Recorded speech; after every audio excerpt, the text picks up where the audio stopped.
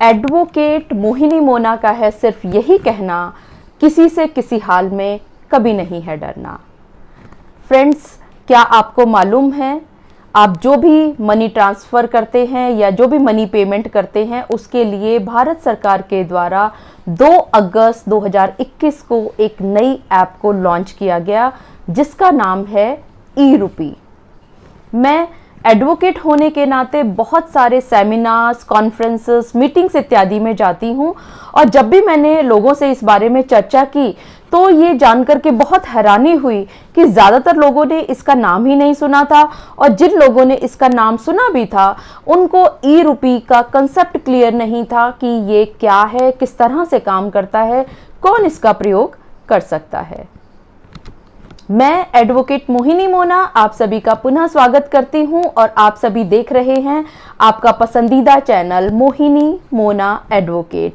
अगर आपने मेरे इस चैनल को अभी तक सब्सक्राइब नहीं किया है तो इसको जल्दी से सब्सक्राइब कर दें और बेल आइकन का सबसे ऊपर वाला ऑप्शन ऑल बटन दबाना ना भूलें ताकि मेरे सारे लीगल इंफॉर्मेटिव वीडियोस आपको टाइम टू टाइम सबसे पहले मिल सके। ये ई-रूपी है क्या? ई-रूपी बिल्कुल यूपीआई की तरह ही काम करेगा। ये अपने आप में एक यूनिक ऐप है, इसमें चोरी नहीं की जा सकती। इस ई-रूपी को जिस काम के लिए जनरेट किया जाएगा उसी काम में इसका प्रयोग हो सकता है। जिस व्यक्ति के लिए जनरेट किया जाएगा सिर्फ वही व्यक्ति इसको प्रयोग में ला सकता है। अब सभी के जहन में एक सवाल उठता है कि आखिर ये यूपीआई काम कैसे करेगा। फ्रेंड्स, ई-रूपी यूपीआई का एडवांस वर्जन है। आप सभी ई ट्रांजैक्शंस ऑलरेडी करते आ ही रहे हैं और अगर आपने ई ट्रांजैक्शंस की हैं तो आप यूपीआई से भली भांति परिचित हैं भी। आप जो भी पेमेंट करते हैं, जो भी ट्रांसफर करते हैं, उन सभी को रेगुलेट करने के लिए एनसीपीआई अपनी पैनी नजर से उसको रेगुलेट करता है। एनपीसीआई है क्या? एनपीसीआई मतलब national payment corporation of India. हम जो भी पेमेंट करते हैं या जो भी मनी ट्रांसफर नीचे करते हैं उन सभी को पैनी नजर से रेगुलेट करता है, ध्यान रखता है और वो है एनपीसीआई। यानी एनपीसीआई हाईएस्ट अथॉरिटी है जो कि रेगुलेट करेगा। आप इसको अम्ब्रेला भी कह सकते हैं क्योंकि ये सबसे ऊपर है और बाकी सारी मनी ट्रांजैक्शंस नीचे हो रही हैं। ये जो ई-रूपी है 2 तरह से काम करेगा, या तो एसएमएस के जरिए या क्यूआर कोड के जरिए। एसएमएस मतलब शॉर्ट मैसेज सर्विसेज।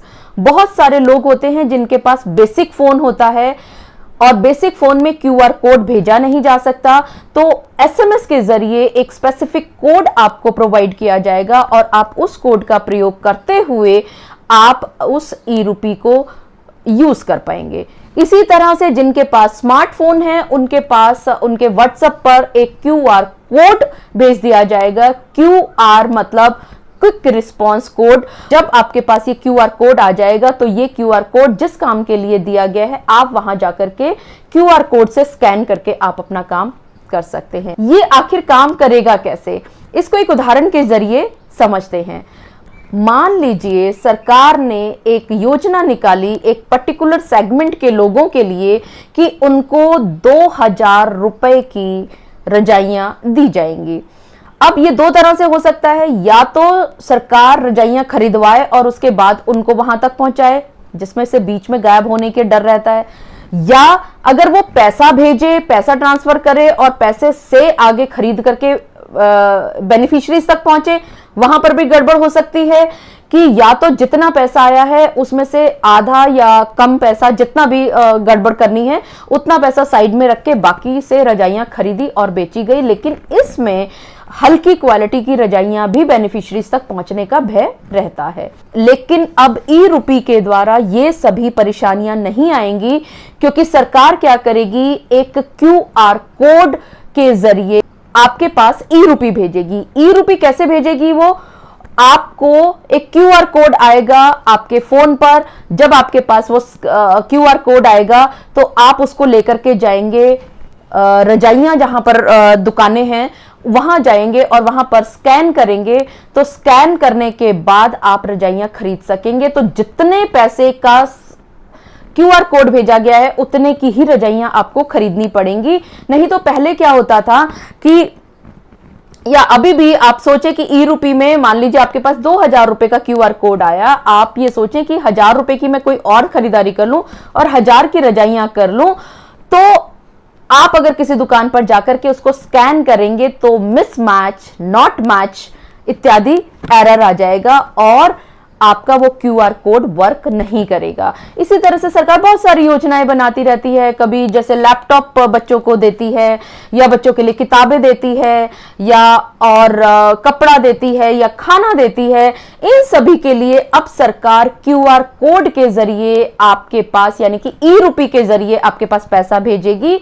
आप उस पैसे को उसी काम के लिए प्रयोग कर पाओगे जिसके लिए क्यूआर कोड बना करके सरकार ने आपके पास भेजा है, और आप ही उसको यूज कर पाओगे, कोई और उसको यूज नहीं कर पाएगा। तो देखा सरकार ने कितनी समझदारी की। चलिए इसको एक और उदाहरण के जरिए देखते हैं। मान लीजिए एक कंपनी है, उस कंपनी ने ये कहा कि 65 साल से ज्यादा की उम्र के जितने भी एम्प्लॉइज हैं उन सभी को 5000 रुपया दवा के लिए दिया जाएगा। अब आपके पास जितने भी 65 साल के जो कर्मचारी थे उन सभी के पास क्यूआर कोड पहुंच गया। अब आपने ये सोचा कि 5000 रुपए की दवाई फालतू में क्यों खरीदनी है, ऐसा करता हूं कि 2000 रुपए के लिए घर का सामान, राशन वगैरह खरीद लेता हूं और 3000 रुपए की दवाई ले लूंगा। तो आपने क्या किया कि पहले आप गए एक राशन की दुकान पर और वहां पर आपने आटा, दाल, चावल, घी जो भी आपने लेना था वो आपने ले लिया, और जैसे ही बिलिंग का टाइम आया तो आपने उस परचून की दुकान पर कहा कि मेरे पास ऑलरेडी एक क्यूआर कोड है, आप उस क्यूआर कोड से पैसे काट दीजिए। अब वो उसको स्कैन करेगा। अब स्कैन करेगा, जैसे यूपीआई को आप स्कैन कराते थे, तो आपने क्या किया कि उसको आप स्कैन करने लगे, मिसमैच। आपने दोबारा स्कैन कराया, नॉट मैच, यानी कि एरर आ गया, वो काम नहीं किया। लेकिन आपकी जो कंपनी है उसने क्या करना है कि सारे के सारे जो केमिस्ट है उसके पास भी एक क्यूआर कोड प्रोवाइड कर दिया जाएगा। जब आप केमिस्ट के पास जाएंगे तो आपका जो क्यूआर कोड को जब वो स्कैन करेगा तो वो एकदम से मैच हो जाएगा और आपकी बिलिंग वहां से हो जाएगी। आप सभी को याद होगा कि राजीव गांधी जी ने काफी समय पहले एक बार ये बात कही थी कि जब सरकार 100 रुपया भेजती है तो बेनिफिशियरी के पास सिर्फ 55 रुपया पहुंचता है। लेकिन अब ई रूपी के द्वारा सरकार 100 रुपया अगर भेजेगी तो बेनिफिशियरी के पास 100 रुपया ही पहुंचेगा। तो ये एक बहुत ही अच्छी ऐप है। आपको एक और उदाहरण के जरिए समझाते हैं कि ई रूपी कैसे काम करेगी। मान लीजिए एक कंपनी है, उस कंपनी ने अपने एम्प्लॉयज को किसी काम के सिलसिले में दूसरे शहर में भेजा और उसने कहा कि आप रेडिसन होटल की, जैसे रेडिसन होटल की हर जगह चेन है, तो आप रेडिसन होटल में जाएंगे और रेडिसन होटल में आप ठहरेंगे। ये लीजिए 10,000 रुपए का आपको क्यूआर कोड दे दिया। अब आप गए और आपने ये सोचा कि 10,000 रुपए का मुझे क्यूआर कोड मिला है, तो मैं रेडिसन होटल में जाकर के पैसे क्यों बर्बाद करने, मैं एक सस्ते होटल में 2,000 रुपए के होटल में, 3,000 रुपए के होटल में या 1,500 के होटल में जाकर के रुकता हूं। जब आप वहां पर गए तो वहां पर जब आपकी बिलिंग होने लगी तो नॉट मैच, मिसमैच, एक एरर आ गया। लेकिन जब आप रेडिसन होटल में जाएंगे तो जैसे ही आप स्कैन कराएंगे तो आपकी मैच हो जाएगा और पैसे वहां पर ट्रांसफर हो जाएंगे। क्यों? क्योंकि कंपनी ने एक बैंक के जरिए एनपीसीआई से एक क्यूआर कोड बनवाया था और वो क्यूआर कोड के जरिए ही पैसा ट्रांसफर हो पाएगा। तो ये एक बहुत ही बढ़िया यूनिक ऐप है। चोरी बिल्कुल नहीं की जा सकती, क्योंकि अगर आप 10,000 रुपए जेब में लेकर के जा रहे हैं तो आपकी जेब कभी भी कट सकती है, लेकिन क्यूआर कोड की चोरी नहीं की जा सकती। तो ये अपने आप में बहुत ही जबरदस्त एक ऐप है जो कि भारत सरकार के द्वारा निकाली गई है। ये अभी शुरुआती दौर है, लेकिन धीरे धीरे धीरे, जैसे अभी शुरुआती दौर में सिर्फ एसबीआई, आईसीआई, एचडीएफसी इत्यादि ही इसके साथ जुड़े हुए हैं, लेकिन आने वाले समय में सारे बैंक्स इसके साथ जुड़ जाएंगे और सारा काम ई रूपी के द्वारा किया जाएगा। माना जा रहा है कि 4-5 साल में प्रत्येक व्यक्ति सिर्फ और सिर्फ ई रूपी के द्वारा ही काम करेगा।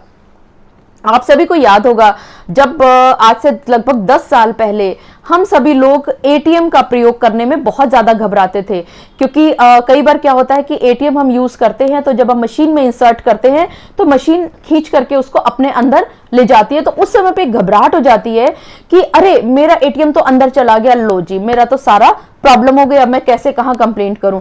लेकिन ये सारी समस्याएं धीरे धीरे समय होते होते अब नॉर्मल हो गई हैं। अब everybody is using ATM very conveniently. इसी तरह से बहुत ही जल्द ई रुपी भी सब लोग प्रयोग में लाएंगे। ई रुपी के कुछ मोटे मोटे फायदे से दोहरा लेते हैं।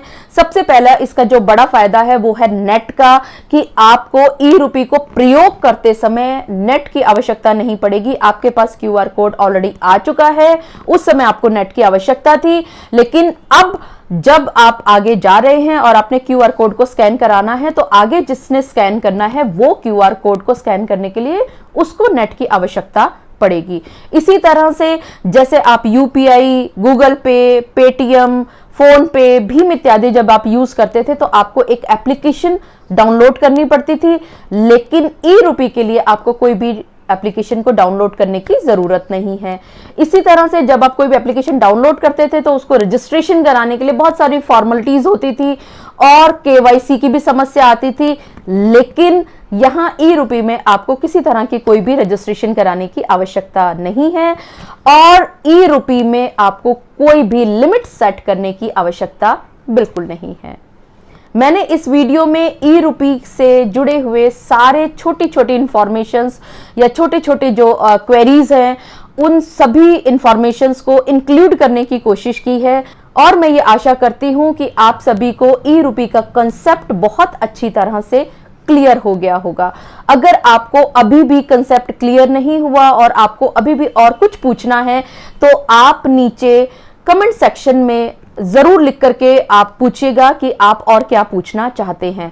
और हाँ, एक बात और मैं आप सभी को कहना चाहूंगी कि मैं जो ये फोन नंबर्स प्रोवाइड करती हूँ आप लोगों के लिए, ये फोन करने के लिए नहीं है, बल्कि आप व्हाट्सएप के द्वारा आप मुझसे बातचीत कर सकते हो।